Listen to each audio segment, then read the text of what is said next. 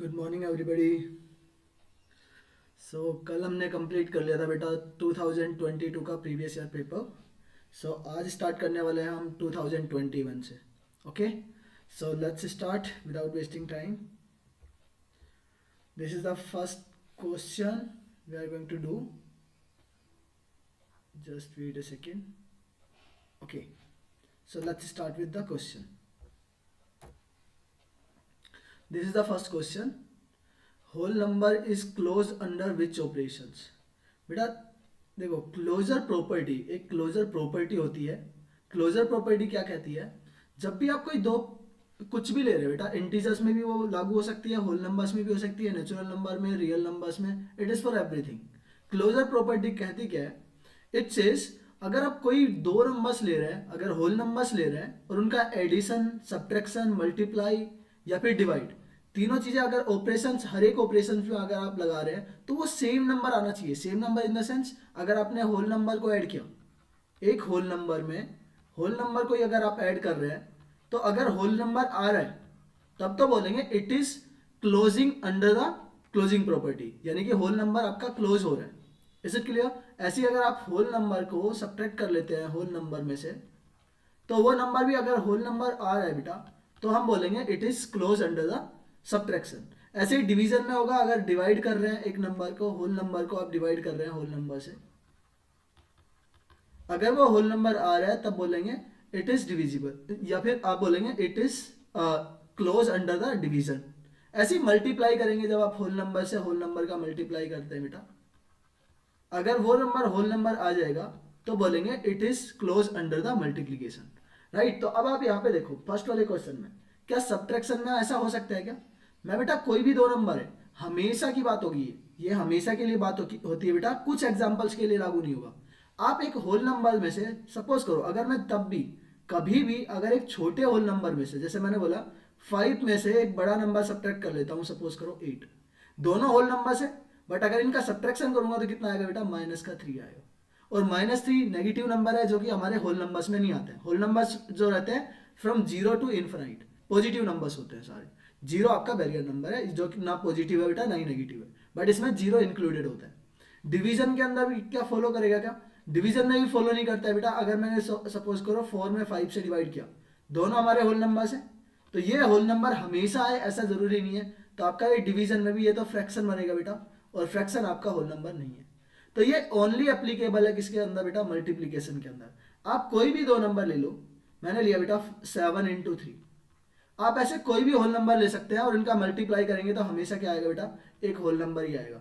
तो it is close under multiplication. Only operation multiplication ही है बेटा जिसके अंदर होल नंबर्स क्लोज होते हैं। Is it clear? चलो नेक्स्ट वाले क्वेश्चन पे देखो। The successor of 1 million. बेटा 1 मिलियन का सक्सेसर क्या होगा?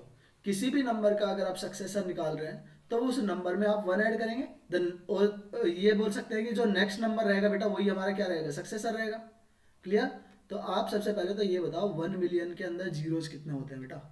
1 मिलियन में 6 जीरोस होते हैं, तो आपका 6 डिजिट का नंबर बनना चाहिए। 6 डिजिट का नंबर कौन सा है? सिर्फ एक ही नंबर है, ये हो गया 3।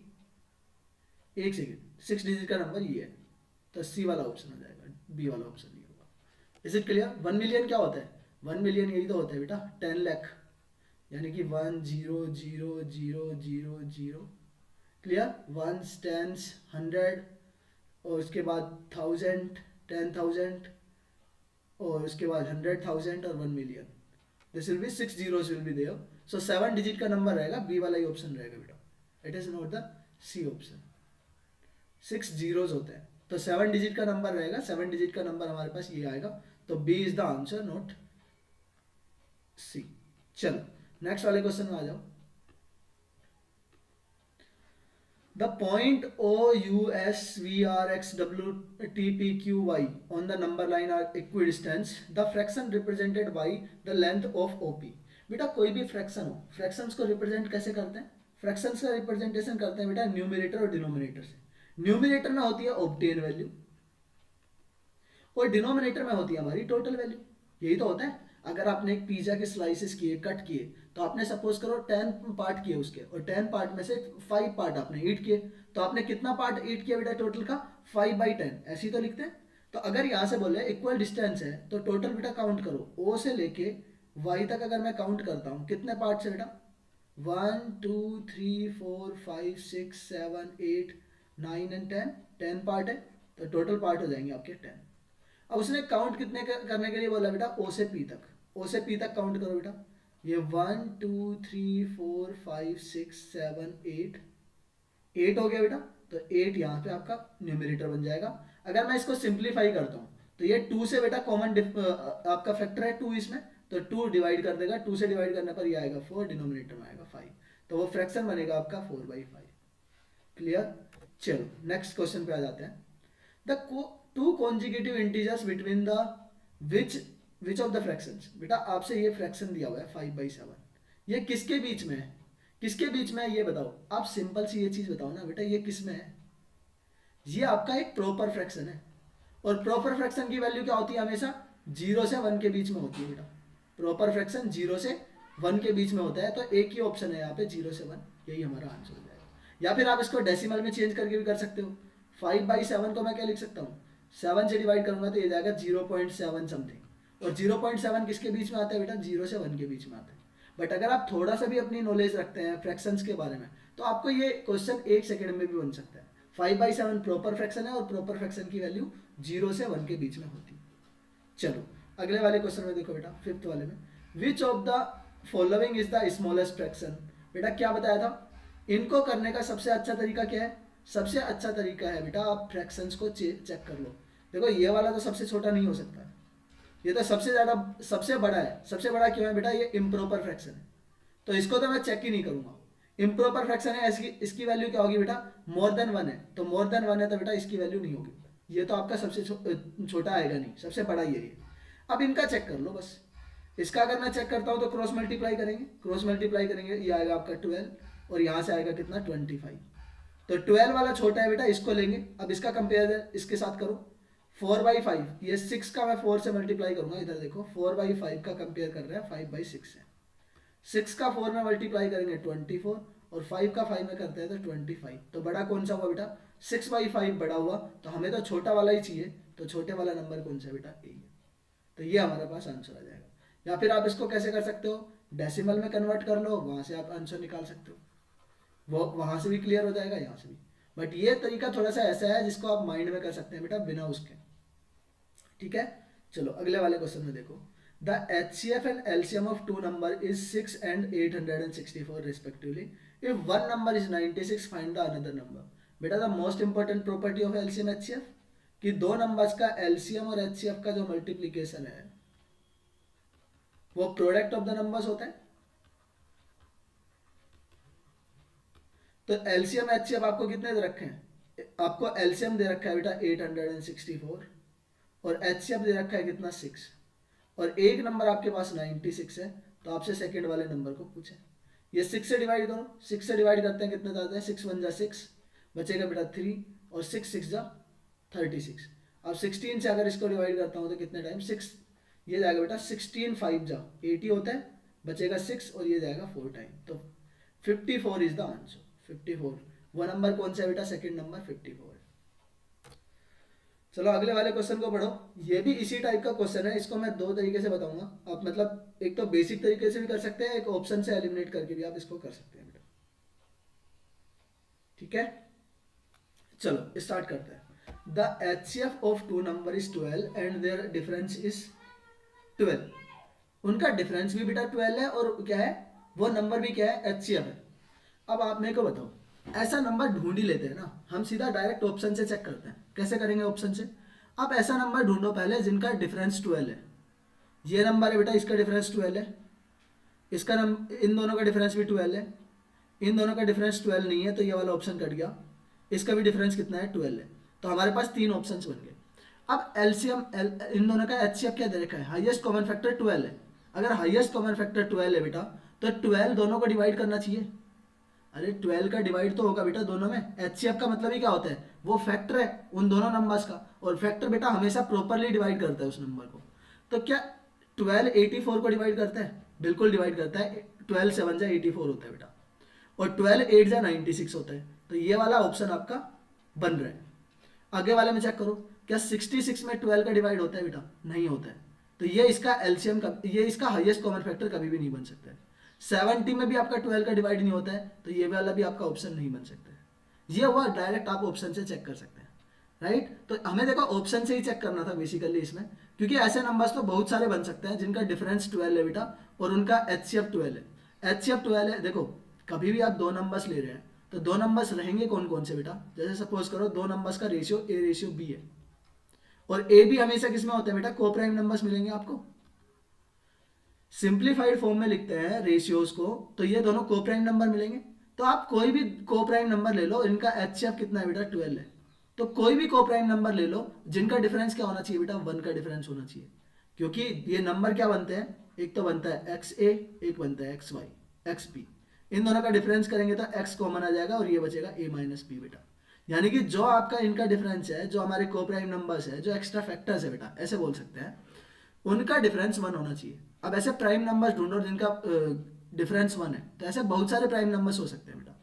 जैसे अगर मैं बात करूँ 2 और 3, ये को प्राइम नंबर्स है, ऐसे नंबर्स बन जाएंगे 12, अगर एच सी एफ 12 है तो 24 और 36 भी ऐसे नंबर है जिनका एच सी एफ 12 है बेटा, और उनका एच सी एफ 12 है, और उनके बीच का डिफरेंस भी 12 है। तो ऐसे बहुत सारे नंबर्स बन सकते हैं, राइट। बट हमें ऑप्शंस में से चेक करना था इसको। अगले वाले क्वेश्चन में आ जाओ। Find the smallest number that is divisible by 9, 12 and 15। ऐसा नंबर ढूंढना है जो इन सबसे डिविजिबल है बेटा। इन सबसे डिविजिबल है इसका मतलब ऐसा नंबर जो इनका एलसीएम बनेगा बेटा, लीस्ट कॉमन मल्टीपल, इनका मल्टीपल आएगा। तो least common multiple, least common multiple 9 का, 12 का और 15 का। आप इसको ऐसे चेक कर सकते हैं, देखो 12 का और 15 का अगर मैं एलसीएम देखूंगा तो वो आता है बेटा 60। 12 के टेबल और 15 के टेबल में 60 आता है। फिर 9 के अंदर क्या है एक्स्ट्रा? 9 3 इंटू 3 होता है बेटा। अब एक 3 तो इसके अंदर है 60 के अंदर बेटा, मैं इसको लिख सकता हूँ 3 इंटू 20।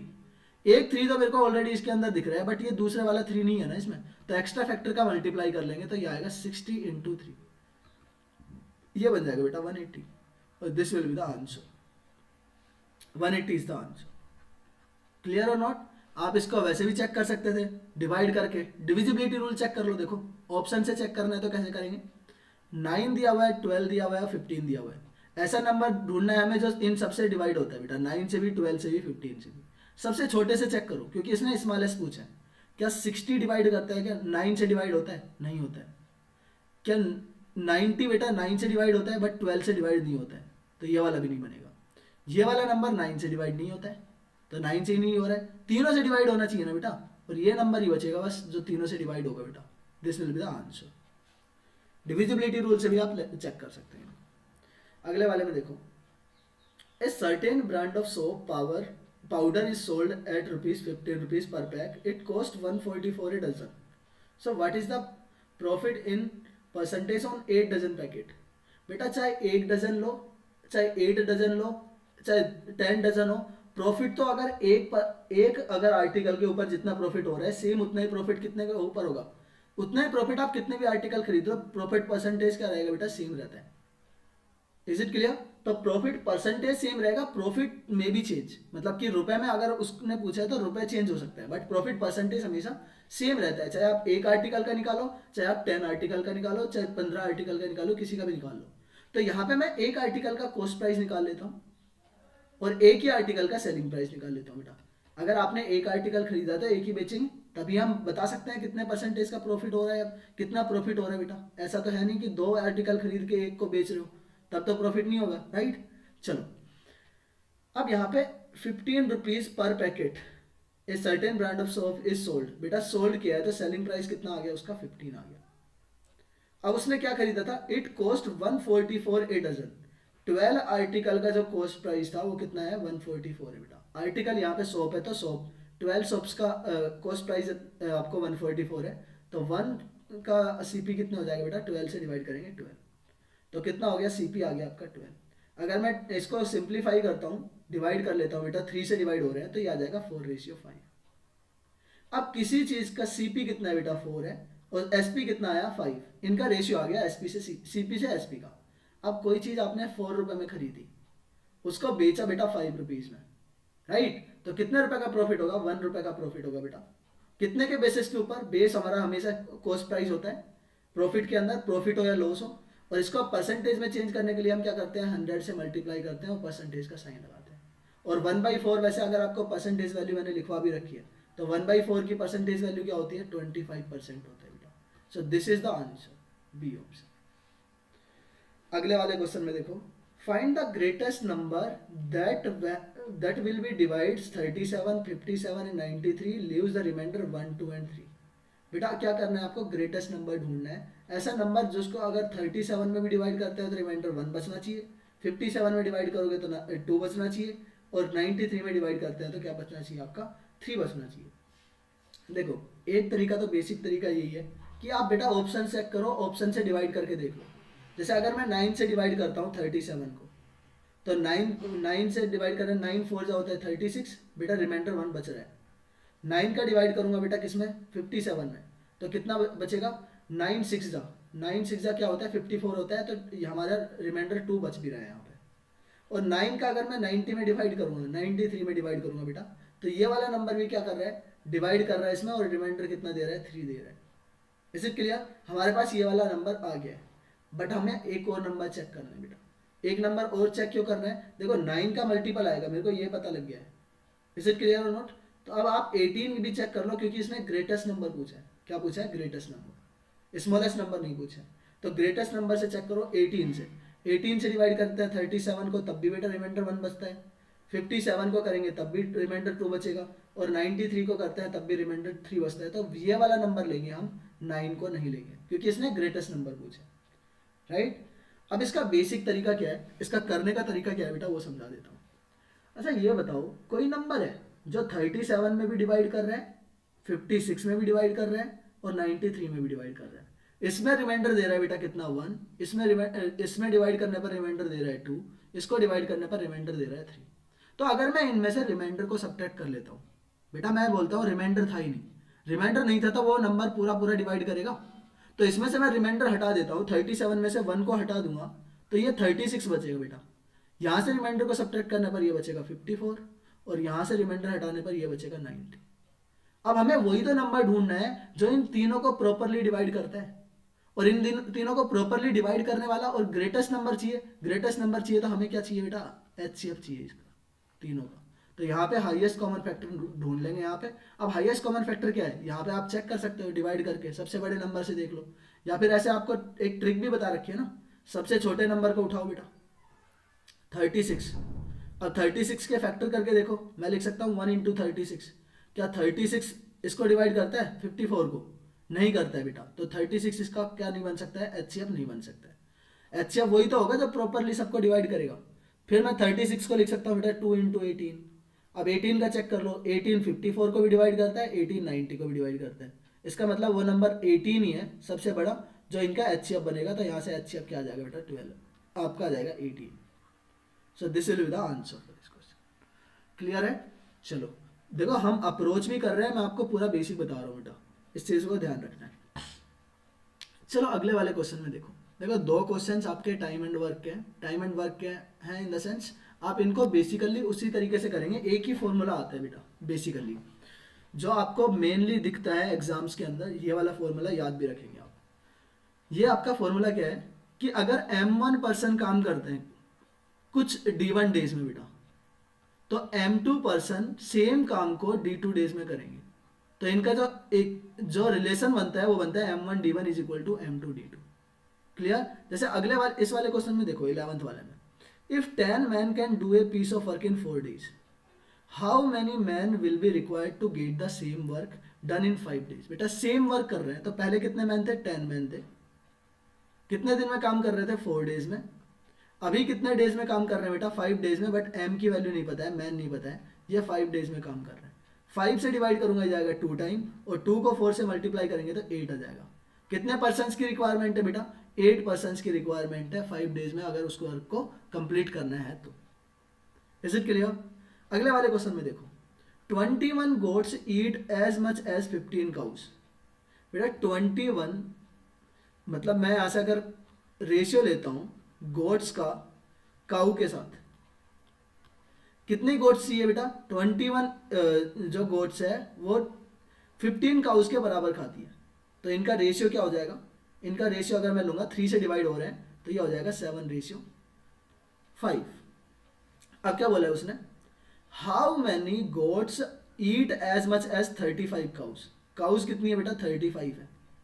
कितने टाइम्स है ये, 5 की, 5 के 7 टाइम्स है बेटा। तो आपकी गोट की वैल्यू भी क्या होगी, 7 का 7 टाइम्स हो जाएगा, it will be 49। So the answer for this question is 49। और बेटा इसको ना सेम एक तरीके से ये कर सकते थे, आपसे गोट की वैल्यू पूछिए राइट, और गोट का रेशियो में क्या है, रेशियो में वैल्यू 7 है, तो कुछ भी हो जाए वो नंबर 7 का मल्टीपल तो आएगा ना। 7 का मल्टीपल आएगा तो यहाँ पे ऑप्शंस में चेक कर लो, 7 का मल्टीपल सिर्फ एक ही ऑप्शन है, बाकी कोई ऑप्शन था ही नहीं, तो हमें इसको चेक करने की भी जरूरत नहीं थी बेटा 35 बोला है कुछ भी बोला है। वहां से तो हमारा एक मल्टीप्लाई फैक्टर ही आया, वो एच कॉमन फैक्टर है बेटा जिससे हमने मल्टीप्लाई किया। Is it clear? चलो अगले वाले क्वेश्चन में देखो, ए mechanic earns 36,000 on 9 cars, how much will he earn in 1 day, in 1 day if in a day he receives 27 cars। बेटा एक दिन में 27 कार्स वो लेके आ रहा है राइट। 9 कार्स में ये देख लो ना, 9 कार्स में कितना सेव करता है, 9 कार्स में वो अर्न करता है 36,000। ये आपका यूनिटरी मेथड का क्वेश्चन है, और 27 कार्स के ऊपर उसने पूछा है। 9 कार्स के ऊपर 36,000 है बेटा, तो 9 का कितने टाइम है ये, 27, 3 टाइम्स है, तो आपका प्रॉफिट भी तो उतना ही होगा, 3 टाइम्स कर दो बेटा जो वैल्यू है। 36 को 3 से मल्टीप्लाई करते हैं, ये आता है 108। 108 और 3 जीरोज उसके पास पहले से ही है, तो आंसर क्या आएगा बेटा 10830। Is it clear?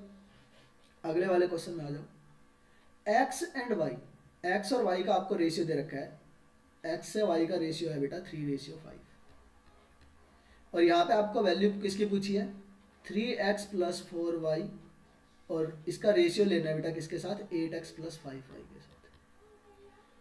जब भी आपको रेशियो देके रेशियो में पूछा जाए, रेशियो देके रेशियो में पूछा जाए, तो बेटा आप डायरेक्ट वैल्यूज पुट कर सकते हैं। देखो x की जो वैल्यू आएगी वो एक 3 का कोई ना कोई मल्टीपल रहेगी बेटा, y की जो वैल्यू रहेगी वो हमेशा क्या रहेगी, 5 का मल्टीपल रहेगी। इज इट क्लियर और नॉट? बट आप एक चीज यहाँ पे कर सकते हैं, जो भी आपका इसका कॉमन फैक्टर आएगा बेटा, न्यूमिनेटर में और डिनोमिनेटर में सेम पावर है, तो वो डिनोमिनेटर में क्या हो जाएगा, कट जाएगा। तो आप यहाँ पे डायरेक्ट वैल्यूज पुट कर सकते हैं, x की वैल्यू 3 पुट कर सकते हैं, y की वैल्यू 5 पुट कर सकते हैं। तो यहाँ से मैं पुट करूंगा 3 इंटू एक्स की वैल्यू है बेटा 3, प्लस y की वैल्यू 4 इंटू 5, और डिनोमिनेटर में आएगा 8 इंटू 3 प्लस 5 इंटू 5। सोल्यूशन करेंगे बेटा, ये आएगा 9, 9 + 20, 9 + 20 कितना होता है 29। 29 आंसर आना चाहिए, 2 ऑप्शंस में है, 2 ऑप्शंस कट गए, खत्म। डिनोमिनेटर में करेंगे तो ये आएगा 24, और ये आता है 25, 25 24 होता है बेटा 49, तो 49 एक ही ऑप्शन में है, सी वाले में, आंसर खत्म। Is it clear? तो यहाँ से आ गया 29/49, तो इनका रेशियो क्या बन गया बेटा, यही तो बन जाएगा 29:49। This is the answer. चलो अगले वाले क्वेश्चन में देखो बेटा, find the value of metre if 3 metre, 18 metre and 42, 318 m and value of m की निकालना बेटा, 318 and 42 are in the proportion. आपको प्रोपोर्शन में वैल्यू दी हुई है, कौन कौन से वैल्यूज प्रोपोर्शन में है बेटा, 3:18 to the proportion of m:42। अब आपको क्या बता रखा है, जब भी प्रोपोर्शन में वैल्यू रहे, आउटर साइड का जो मल्टीप्लीकेशन है बेटा इनर साइड के मल्टीप्लीकेशन के बराबर होता है। तो यहाँ से 18 into m is equal to किसके बराबर है बेटा, 3 इंटू 42 के बराबर है। 3 से मैं डिवाइड करूंगा ये जाएगा 6 टाइम, और 6 से डिवाइड करूंगा इधर तो ये जाएगा 7 टाइम। ठीक है, तो m की वैल्यू कितनी आ गई बेटा 7, और यही तो पूछी थी, find the value of m, it was not metre right. चलो नेक्स्ट वाले क्वेश्चन में देख लो बेटा, in a NCC camp 1200 trainees are participating, out of which 900 are selected for the Republic Day camp, what is the ratio between the number of selected और non selected peoples. आप मेरे को बताओ टोटल कितने हैं बेटा, 1200 है, 12 total students are 1200 right. Okay, उसमें से 900 सेलेक्ट हो गए, सेलेक्ट को मैं लिख रहा हूँ एस से लिख रहा हूँ, और नॉन सेलेक्ट को लिख रहा हूँ बेटा एन एस से। सेलेक्ट हो गए आपके 900, तो नॉन सेलेक्ट कितने रहेंगे बेटा, टोटल आपके 1200 थे, उसमें से 900 सेलेक्ट हो गए, तो सब्ट्रैक्ट कर लो, सब्ट्रैक्ट करेंगे तो ये आ जाएगा आपका 300। और यहाँ से सब्ट्रैक्ट कर, इनका क्या चाहिए, रेशियो चाहिए, तो 2 0 से 2 0 कैंसिल आउट हो गया, 3 से आपका कॉमन फैक्टर बन रहा है तो 3 से डिवाइड करेंगे, 3 3 जा 9 और ये आ गया बेटा 3 1 जा 3। तो आपको सेलेक्ट से नॉन सेलेक्ट का रेशियो पूछा था बेटा, वो आ गया आपका 3 रेशियो। क्लियर है? चलो अगले वाले क्वेश्चन में देखो, पढ़ो एक बार क्वेश्चन को। If a boy sells a book for 450 rupees, he makes a loss of 10%। To gain the 10% what is the what should be the selling price. आप मेरे को ये बताओ, हमने बेटा ये चीज़ पढ़ी थी, अगर किसी चीज़ के ऊपर 10% का लॉस हो रहा है, 10% का लॉस हो रहा है तो उसको कितने रुपए में बेचा होगा, 90% में बेचा होगा बेटा। और 90% की 90% ऑफ कॉस्ट प्राइस, 90% की वैल्यू कितनी आएगी बेटा, 450 रुपीज़ दे रखी है इसने। अब इसने बोला है कि 10% का प्रॉफिट, देखो यहाँ पे सीपी हमारा जो बेस वैल्यू है ना वो 100% है बेटा, इसकी चीज़ को ध्यान रखना। हम किसी भी चीज़ में बेस वैल्यू जो लेंगे वही रहेगी, जैसे प्रॉफिट लॉस में सीपी रहेगा, सीपी बेस रहता है वो 100% लेते हैं हम, ठीक है। प्रिंसिपल जब आप सेलिंग प्राइस या कॉस्ट सिंपल इंटरेस्ट निकालते हैं या कंपाउंड इंटरेस्ट निकालते हैं तो उसमें क्या रहता है बेटा, प्रिंसिपल हमारा बेस वैल्यू होता है। तो बेस वैल्यू के ऊपर ही कोई ना कोई चेंज आएगा परसेंटेज के अंदर। तो अगर 10% का लॉस हो रहा है, लॉस हो रहा है तो यानी कि 100 माइनस 10 करेंगे तो 90% की वैल्यू दे रखी है। आपको चाहिए कितना, 10% का प्रॉफिट। 10% का प्रॉफिट चाहिए तो कितने में बेचना पड़ेगा बेटा, 110% में बेचना पड़ेगा। तो आपको 9 की वैल्यू दे रखी, 90 की वैल्यू दे रखी है, तो मैं 9 से डिवाइड कर लेता हूँ दोनों साइड में। 9 से डिवाइड करेंगे कितना आएगा बेटा, 9 5 जा, ये आ गया बेटा 50। तो 10% की वैल्यू 50 है, तो 110% की वैल्यू कैसे आएगी बेटा, आप 11 से मल्टीप्लाई कर लो 50 का, तो आंसर कितना आ जाएगा, 550 रुपीज़। तो आंसर इज सी ऑप्शन। आप यहाँ पे देखो ऐसे डिविजिबिलिटी रूल से भी कर सकते हो बेटा। आपको यहाँ पे 110 के अंदर 11 दिख रहा है, तो ये नंबर 11 का मल्टीपल आना चाहिए। 11 का मल्टीपल यहाँ पे एक ही ऑप्शन था और कोई ऑप्शन थे ही नहीं। इज इट क्लियर और नॉट? ये हुआ एकदम शॉर्टकट, यानी कि थोड़ा सा माइंड में आप करोगे इस चीज़ को कर पाओगे।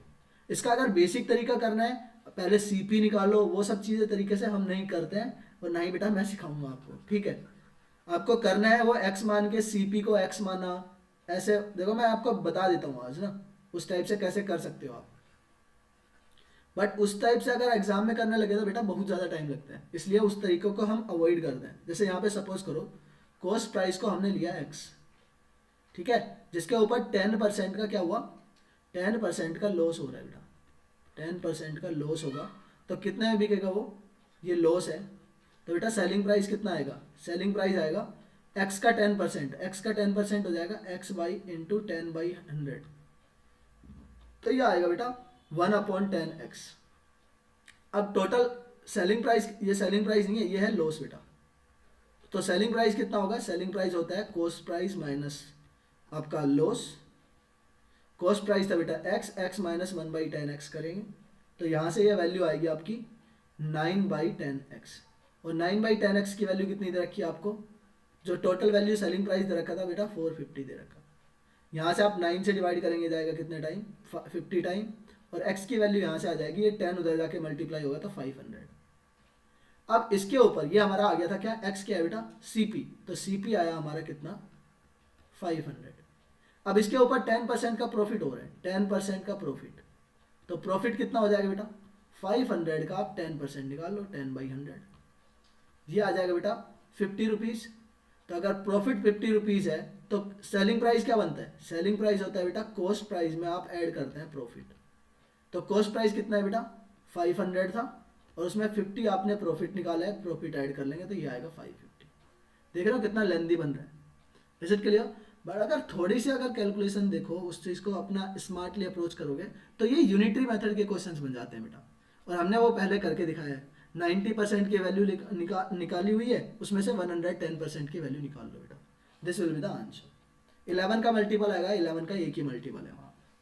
जैसे अगले वाले क्वेश्चन में देखो, a man sells one speaker for 7500 at the profit of 20%, another speaker for 8100 at the loss of 10%, find his total loss और प्रॉफिट।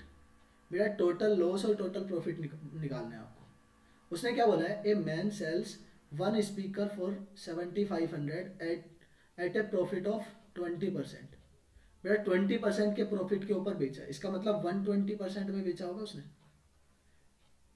120% की वैल्यू कितनी है? 7500। Is it clear? तो यहाँ से अगर मैं कॉस्ट प्राइस निकालना चाहूंगा पहले वाले आर्टिकल का, पहला वाला स्पीकर था जो फर्स्ट स्पीकर है, फर्स्ट स्पीकर का कॉस्ट प्राइस कितना होगा बेटा? यहाँ से 100% की वैल्यू निकाल लेता हूँ मैं। 100% की वैल्यू कैसे निकलेगी? पहले 12 से डिवाइड कर लो इसको। 12 से डिवाइड करेंगे कितना टाइम जाएगा? 12 6 जा होता है 72, बचेगा बेटा कितना? 3 बच गया। फिर 12 2 जा 24, फिर बचेगा बेटा 6, और 12 5 जा 60। ये आया 10% की वैल्यू। तो 100% की वैल्यू क्या होगी बेटा? सीपी होता है 100%, तो 100% की वैल्यू आ गई यहाँ से 6250। Is it clear? अब उसने देखो प्रॉफिट पूछा है किसके अंदर?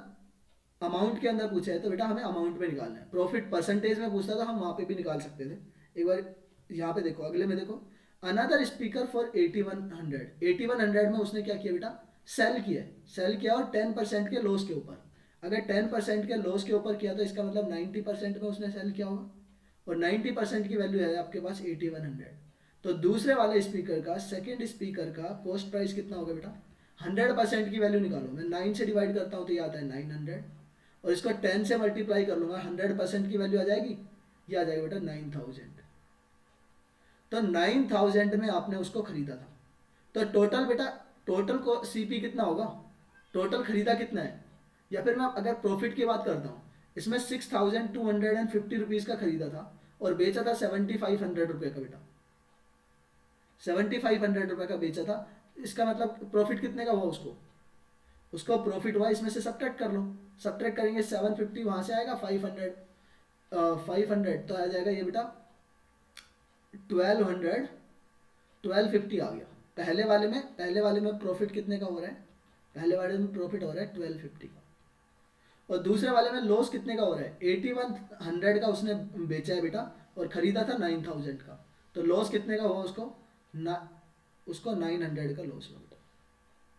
अब बताओ ओवरऑल क्या हो रहा है? ओवरऑल हो रहा है बेटा 1250 का प्रॉफिट हुआ था, 900 का उसको लॉस हुआ था, तो ये हो जाएगा आपका 350। 350 का क्या होगा? प्रॉफिट होगा। तो आंसर इज प्रॉफिट। प्रॉफिट होगा बेटा, और कितने का होगा? 350 का होगा। इज इट क्लियर और नॉट? अच्छा, यहाँ पे ना आप डायरेक्ट सीपी ना निकाल के ना सिर्फ प्रॉफिट भी निकाल सकते थे बेटा। देखो एक अप्रोच और बताता हूँ मैं, थोड़ा सा जल्दी हो जाएगा ये। इसमें ना सीपी बार बार जो निकाल रहे हैं, इसमें ना तो सब्ट्रैक्ट करने की जरूरत पड़ेगी, ना कुछ और करने की जरूरत पड़ेगी। चलो एक बार मैं बताता हूँ वो वाला तरीका भी, ध्यान से सुनो। ये तो थोड़ा सा लेंदी भी हो गया है। हमने 2 बार सीपी निकाला, 2 बार इस पे, फिर उसके बाद सब्ट्रैक्शन कर रहे हो। थोड़ा सा अगर दिमाग माइंड लगाते हैं बेटा तो इसका और इजी कर सकते हैं। आपको पहले वाले में 120% की वैल्यू दे रखी है, 20% के प्रॉफिट के ऊपर कितना है बेटा? 7500। आप प्रॉफिट निकालो ना, प्रॉफिट कितना होगा? प्रॉफिट इसने बोला है बेटा 20% है, तो 20% की वैल्यू निकाल लो। 120 की वैल्यू दे रखी है, 20 की वैल्यू निकालो। तो मैं 6 से डिवाइड कर लेता हूँ, इसको 6 से डिवाइड करो, इसको 6 से डिवाइड करो। 6 से डिवाइड करेंगे, 6 1 जा 6, बचेगा 1, 6 2 जा 12, बचेगा बेटा 3, और ये जाएगा 6 5 जा 30। तो यहाँ से प्रॉफिट कितना हुआ बेटा? फर्स्ट वाले स्पीकर के ऊपर, फर्स्ट वाले स्पीकर पे हो रहा है 1250 का प्रॉफिट। दूसरे वाले में देख लो, दूसरे में क्या बोला है?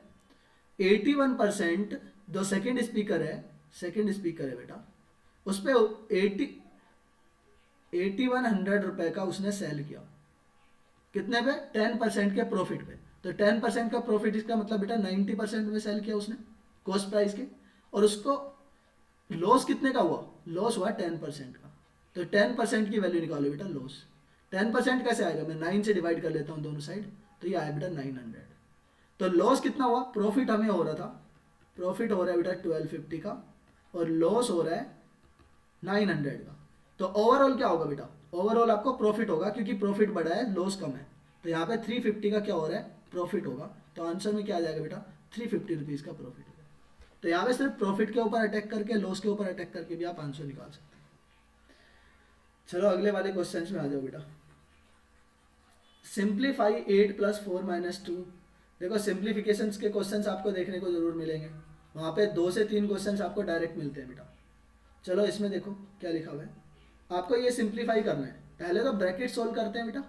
तो 8 + 4 12, 12 - 2 करेंगे तो 10 आ गया इसका ब्रैकेट की वैल्यू, मल्टीप्लाई यहाँ से करेंगे 17 माइनस 12, 17 माइनस 12 होता है बेटा 5, और मल्टीप्लाई बाई 10 और करना है, उसमें से सब्ट्रैक्ट करना है बेटा 89, तो 89 सब्ट्रैक्ट करेंगे। यहाँ से मल्टीप्लाई करेंगे, आ गया 500, 500 में से 89 को सब्ट्रैक्ट करेंगे तो लास्ट में 1 आना चाहिए, वैसे तो 1 एक ही ऑप्शन में, बी वाला आंसर हो जाएगा। Is it clear? देखो इसको वो डिविजिट उससे यूनिट डिजिट से भी कर सकते थे, यहाँ पे सबके लास्ट डिजिट अलग अलग है बेटा, तो लास्ट डिजिट चेक कर लेते, आपका आंसर आ जाता है। चलो अगले वाले क्वेश्चन में आ जाते हैं। Simplify 0.05 plus 1.5 into 5 divided by 10 multiply 0.5। अब देखो इनको ना यहीं पे सबसे पहले क्या सोल्व करते हैं बेटा, डिवाइड सोल्व करते हैं। तो 5 में अगर मैं डिवाइड करूंगा 5 से डिवाइड करूंगा तो ये जाएगा 2 टाइम, तो अभी भी ये 1/2 है, तो ये कैसे है 1.5 इंटू 0.5 बेटा, ये आ गया, इसमें डिवाइड करना है अभी भी 2 से, और इसमें ऐड क्या करना था, ऐड करना था बेटा 0.05।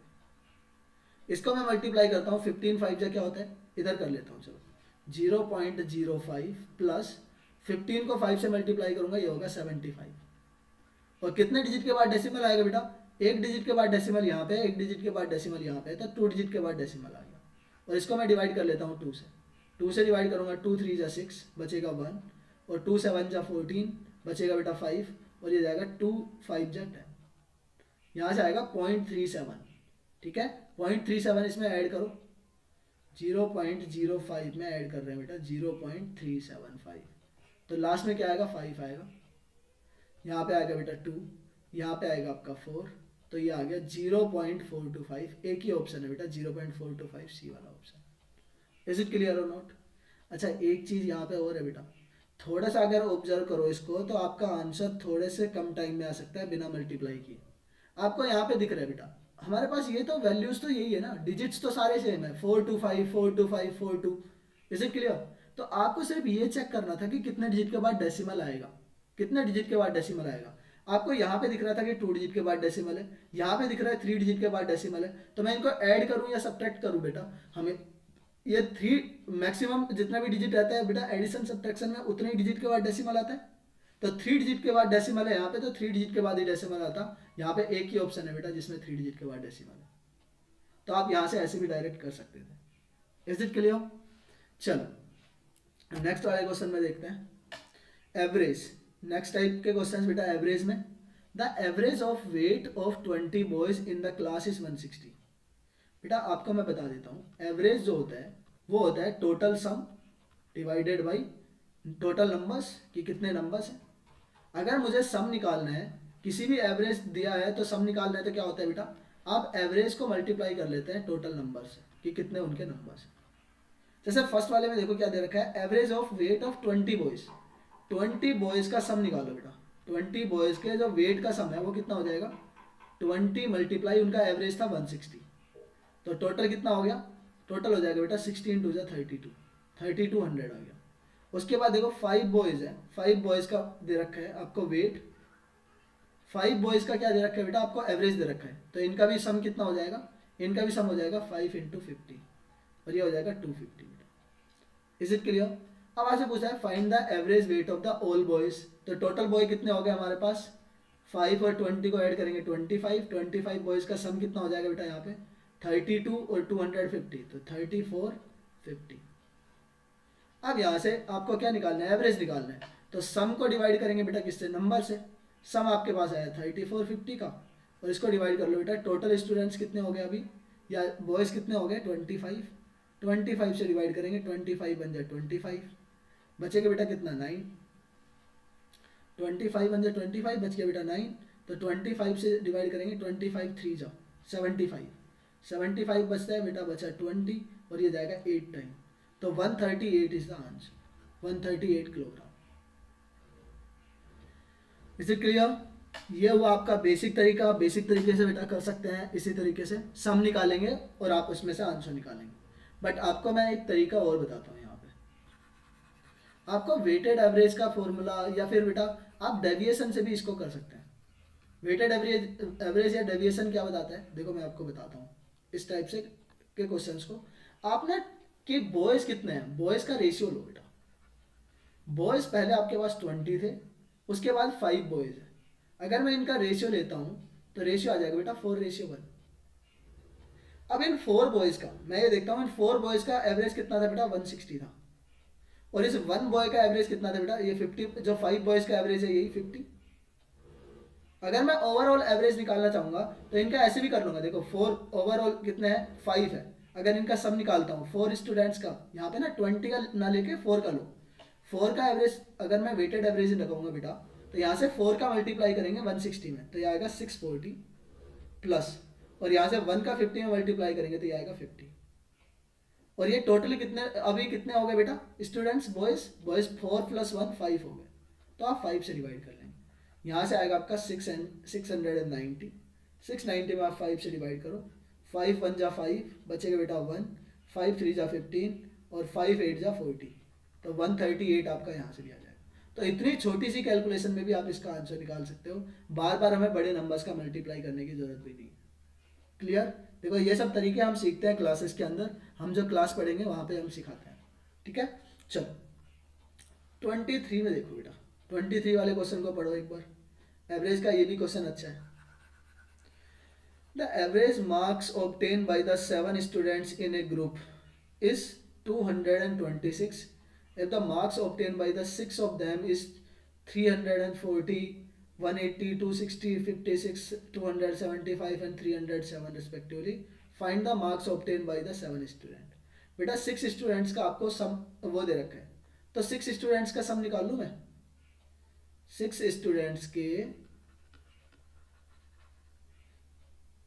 मार्क्स का जो सम है वो कितना हो जाएगा बेटा, आप 340 में ऐड करेंगे 180 plus 260 plus 56 plus 275 plus 307, add करने पर कितना आएगा बेटा, 7 5 12 18, तो 18 का हो गया 8, ये 1 8 5 13, 13 में 6 19, 27 और 31 का आ जाएगा 1, कैरी जाएगा 3, 3 + 3 हो गया बेटा 6, 6 + 2 8, 8 + 2 10, 11, 11 + 3 14।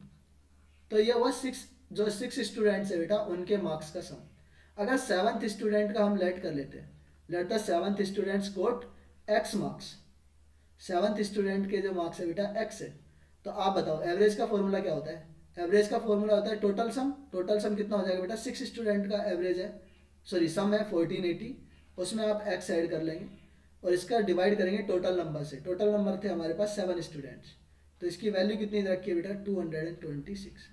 ये 7 उधर जाके मल्टीप्लाई हो जाएगा तो ये बचेगा 1480 is equal two plus x भी बचेगा, और यहाँ से 7 का मल्टीप्लाई करेंगे, 7 6 जा होता है 42 और 7 2 जा 14, 14 + 4 हो जाएगा बेटा आपका 18, और ये हो जाएगा 14 + 1 15। एक्स की वैल्यू निकालेंगे तो ये वाली वैल्यू उधर जाके सब्ट्रैक्ट हो जाएगी, तो x इज इक्वल टू क्या होगा 1582 माइनस 1418। अब यहाँ पे देखो लास्ट डिजिट चेक करो, सिर्फ ये 12 होगा, 12 - 8 करेंगे तो 4 बचता है बेटा, 4 एक ही ऑप्शन में, बाकी किसी ऑप्शन में नहीं है, तो यही हमारा आंसर बन जाएगा। आप इसको सब्ट्रैक्ट करके भी देख लेना, 164 ही आएगा बेटा। इज इट क्लियर और नोट। आप इसको ऐसे कर सकते हैं, पहले आप पूरे 7 स्टूडेंट्स का सम निकाल लो, फिर 6 स्टूडेंट्स का जो सम आया है उसको सब्ट्रैक्ट कर दोगे तो 7th स्टूडेंट का भी क्या आ जाएगा बेटा, उसका वेट आ जाएगा, या फिर जो भी मार्क्स है तो मार्क्स आ जाएगा, ठीक है। चलो आज के लिए हम रखते हैं इतना ही, बाकी फिर नेक्स्ट चैप्टर में बाकी के क्वेश्चंस करेंगे, बाकी के जो भी बचे हुए क्वेश्चंस हैं। चलो बाय, मिलते हैं बेटा कल। आई थिंक जो आज हमने पढ़ा है थोड़ा डीप में पढ़ा है, हर चीज़ों को बेटा एक एक्सप्लेन करके पढ़ा है, ठीक है ना, ही हमने क्वेश्चन सोल्व नहीं किया, सिर्फ हमने बाकी के जो कॉन्सेप्ट है वो भी यहाँ पे किया। तो ऐसे ही हम कॉन्सेप्ट ही पढ़ते रहेंगे आगे के लिए, जैसे कि आपको भी थोड़ा ये ना लगे कि सर क्वेश्चन हो रहे हैं। ओके चलो मिलते हैं बेटा फिर कल, बाय, जय हिंद।